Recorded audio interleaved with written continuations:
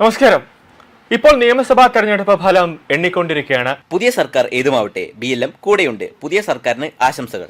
രാജ്യത്തെ ഏറ്റവും വലിയ multi state housing cooperative society, എല്ലാവർക്കും ഭവനം, BLMന്റെ ലക്ഷ്യം.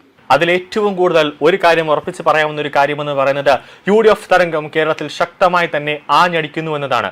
91 സീറ്റുകളിലേക്ക് UDF ലീഡ് ചെയ്തുകൊണ്ടിരിക്കുന്നു. VD സതീശൻ പറഞ്ഞ ഒരു പ്രധാനപ്പെട്ട കാര്യമുണ്ട്. UDF 100 സീറ്റിൽ വൻ വിജയം നേടും, അതായത് വൻ ഭൂരിപക്ഷത്തിൽ വിജയം നേടുമെന്ന് VD സതീശൻ നേരത്തെ തന്നെ പറഞ്ഞിട്ടുണ്ടായിരുന്നു. ആ രീതിയിലേക്കാണ് ട്രെൻഡുകൾ മാറിക്കൊണ്ടിരിക്കുന്നത്. നിലവിൽ ഇപ്പോൾ KPCC ഓഫീസിന്റെ മുന്നിൽ വലിയ രീതിയിലുള്ള ആഘോഷങ്ങളൊക്കെ, അതായത് 10 വർഷത്തെ ഇടവേളയ്ക്ക് ശേഷം UDF കേരളത്തിൽ ആഞ്ഞു വീശുന്നു. അതിന്റെ ഒരു ആഘോഷത്തിന് ഒരു കുറവുമില്ല എന്നതാണ് യാഥാർത്ഥ്യം. ഒന്നിനും ഒരു കുറവും വകവയ്ക്കാതെ KPCC ആസ്ഥാനത്തിന് മുന്നിൽ വലിയ രീതിയിലുള്ള ബാൻഡ് മേളകളും ചെണ്ടമേളകളും ഉൾപ്പെടെ വാദ്യ ഉപകരണങ്ങളുടെ അകമ്പടിയോടെ വലിയ രീതിയിലുള്ള ഒരു ആഘോഷത്തിന് കൊട്ടിക്കേറാൻ പോവുകയാണ് കേരളം. അതായത് കൈപ്പത്തി 10 വർഷം ഒടിഞ്ഞിരുന്നുവെങ്കിൽ ഇപ്പോൾ കൈപ്പത്തി നേരെയായി ട്രാക്കിലേക്ക് വരുന്നു എന്നതിന്റെ ഒരു ദൃശ്യമാണ് ഇപ്പോൾ നമ്മൾ ഈ ദൃശ്യങ്ങളിലൂടെ കാണുന്നത്.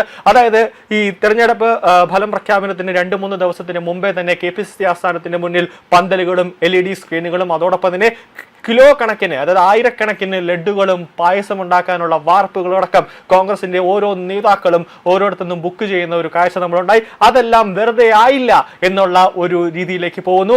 ഇടതുപക്ഷത്തെ സംബന്ധിച്ചിടത്തോളം വീണ ജോർജ് പറഞ്ഞ ഒരു പ്രധാനപ്പെട്ട ഒരു കാര്യമുണ്ട് നിയമസഭയിൽ. സർ, ഈ കപ്പൽ ആടി ഉലയുകയില്ല സർ, ഇതിനൊരു കപ്പിത്താനുണ്ട് എന്ന് വീണ ജോർജ് പറയുന്ന ഒരു കാഴ്ച ഉണ്ടായിരുന്നു. പക്ഷേ ഈ കപ്പൽ ആടി ഉലഞ്ഞിരിക്കുന്നു മാഡം എന്ന് വേണമെങ്കിൽ തുറന്ന് പറയാം, എന്ന് വേണമെങ്കിലല്ല, ആടി ഉലഞ്ഞിരിക്കുന്നു.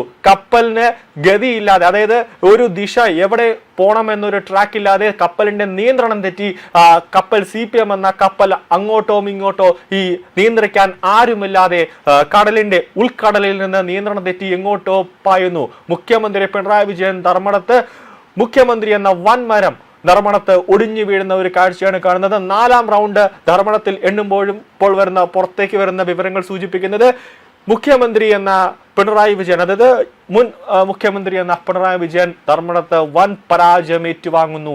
ഇത് CPM-നെ സംബന്ധിച്ചിടത്തോളം, LDF-നെ സംബന്ധിച്ചിടത്തോളം ഏറ്റവും വലിയ ഒരു നാണക്കേടായി മാറുന്നു. കാരണം കടക്ക് പുറത്ത് എന്നുള്ള ഒരു രാഷ്ട്രീയ പാർട്ടിയെ സംബന്ധിച്ചിടത്തോളം ഒരു രാഷ്ട്രീയ നേതാവ് ജനങ്ങളോട് എങ്ങനെ പെരുമാറണം, ഏത് രീതിയിൽ പെരുമാറണം എന്നൊക്കെ ഉണ്ട്. അങ്ങനത്തെ ഒരു മര്യാദയുണ്ട്. ആ മര്യാദയുടെ എല്ലാ ലംഘനങ്ങളും നടത്തി മുഖ്യമന്ത്രി ഒരു ഹിറ്റ്ലർ സ്വഭാവമായി മാറി. അതിന്റെ ഒരു പരിണിത ഫലമാണ് ഈ തെരഞ്ഞെടുപ്പിൽ ജനങ്ങൾ തന്നെ നൽകുന്നത്. ഇനി മുഖ്യമന്ത്രി ഇതുപോലത്തെ ഒരു പിണറായി വിജയൻ എന്നൊരു മുഖ്യമന്ത്രി ഇനി കേരളത്തിൽ ഭരിക്കണ്ട എന്നതിന്റെ ഒരു തെളിവാണ് ജനങ്ങൾ ഇപ്പോൾ മുഖ്യമന്ത്രിയെ, സ്വന്തം മണ്ഡലത്തിൽ തന്നെ പിണറായി വിജയനെ ജനങ്ങൾ തന്നെ അടിച്ചിരുത്തിയിരിക്കുന്നത്. ഇപ്പോൾ KPCC ആസ്ഥാനത്ത് വലിയ രീതിയിലുള്ള ആഘോഷങ്ങൾക്ക് വെറും അരമണിക്കൂർ കഴിഞ്ഞു കഴിഞ്ഞാൽ ഏകദേശം എത്ര ഒരു സെഞ്ചുറിയിലേക്ക് കടക്കുമോ UDF എന്നറിയാൻ സാധിക്കും. അതിനുശേഷം വലിയ രീതിയിലുള്ള ഒരു ആഘോഷ വേദിയായി മാറും KPCCയുടെ ആസ്ഥാന മന്ദിരം എന്നതിൽ യാതൊരു സംശയമില്ല. ഇപ്പോൾ തന്നെ വലിയ രീതിയിലുള്ള ബാൻഡ് മേളകളും ചെണ്ടകളും ഉൾപ്പെടെയുള്ള ആഘോഷ